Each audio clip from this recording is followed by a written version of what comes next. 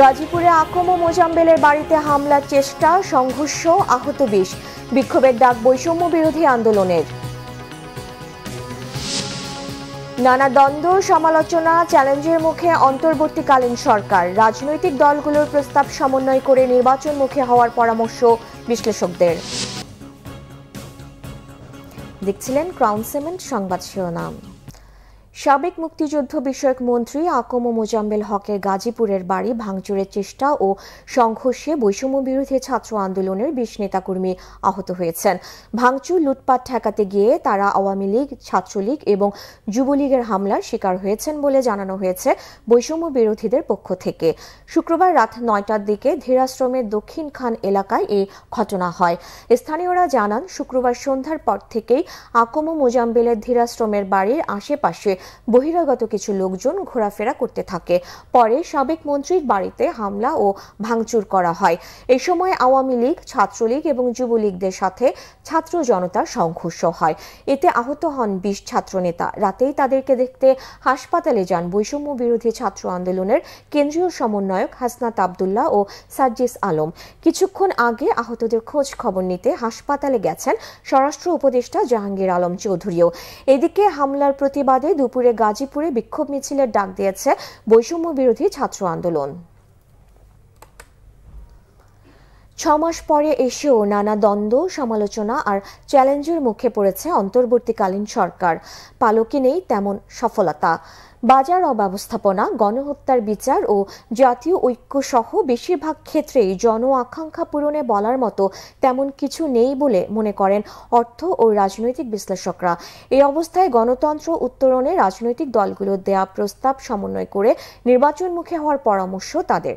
আর তরুণ প্রজন্ম বলছেন, আমলাতান্ত্রিক জটিলতা থেকে বেরিয়ে জনগণের সরকার হতে আরও দৃঢ় চিত্তে কাজ করতে হবে বর্তমান সরকারকে। বিস্তারিত মামুন আবদুল্লাহ রিপোর্টে।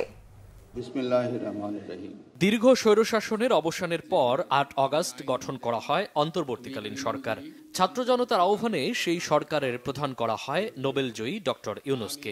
গণহত্যার বিচার, দ্রব্যমূল্য নিয়ন্ত্রণ, সংস্কার, আইন শৃঙ্খলা পরিস্থিতি নিয়ন্ত্রণ আর সুষ্ঠু নির্বাচনের ম্যান্ডেট নিয়ে এগিয়ে চলছে অভ্যুত্থান পরবর্তী সরকার।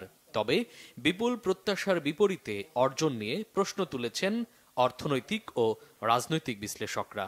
প্রত্যাশা দুটো ছিল, একটা হচ্ছে যে দ্রব্যমূল্য যাতে কমে যায়, আরেকটা ছিল যে অতীতের যে জলজ্যান্ত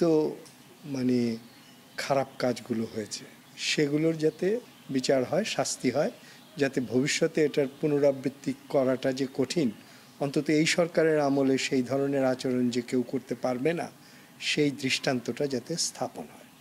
তো এটা দুটো ক্ষেত্রেই ব্যর্থতা অনেক দেখা যাচ্ছে। অন্তর্বর্তী সরকার গঠন পরবর্তী 6 মাসে 136টি আন্দোলন মোকাবেলাও ছিল চোখে পড়ার মতো, যেখানে ঠান্ডা মাথায় পরিস্থিতি সামাল দেয়াকে সরকারের অভূতপূর্ব দূরদর্শিতা বলে মনে করছেন রাষ্ট্রচিন্তক ডক্টর আবুল কাশেম ফজলুল হক। আর আটক কিছু রাঘব বোয়ালের দৃশ্যমান বিচারের প্রত্যাশার কথা বলছেন অর্থনৈতিক ও রাজনৈতিক বিশ্লেষকরা। এই সরকারের ধৈর্য আছে এবং উগ্র কথাবার্তা বলেন না প্রায় কেউই। যে কথা বলেন এটা অনেকটা ইন্টেলেকচুয়াল কথা হয়। অল্প সময়ের মধ্যেই নির্বাচনের তারিখ ঘোষণা করা এবং নির্বাচনের আগে ওই যে প্রস্তুতি জনমানুষকে সম্পৃক্ত করার নির্বাচনে, সেইগুলো সম্পন্ন করার ঘোষণা দেওয়া উচিত।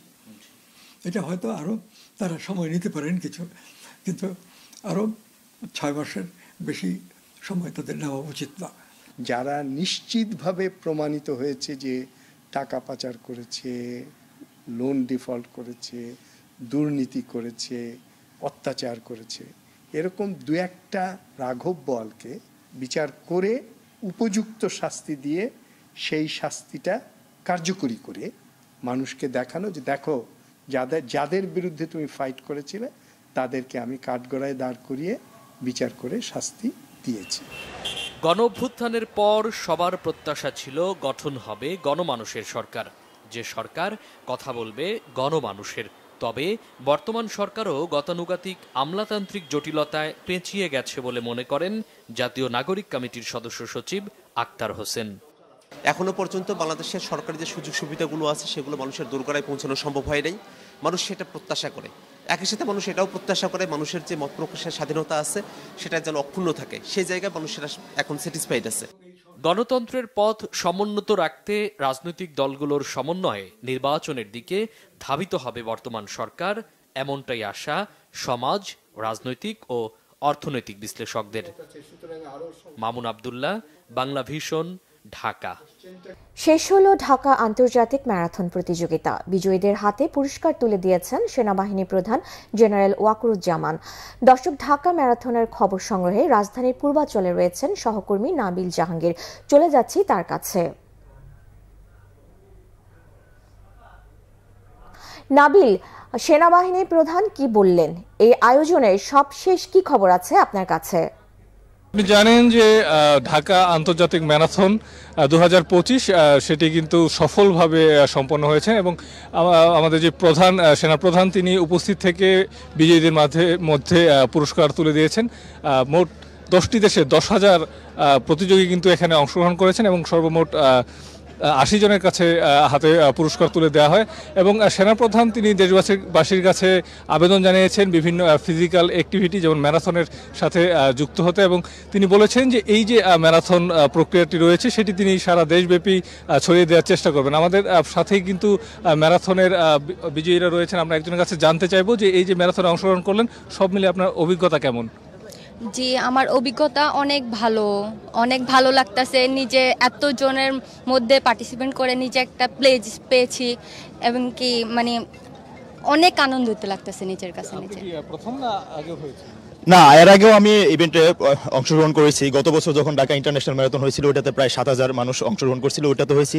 এবং এবার বাংলাদেশের ইতিহাসের সবচেয়ে বড় ম্যারাথন ইভেন্ট, প্রায় 10,000 মানুষ।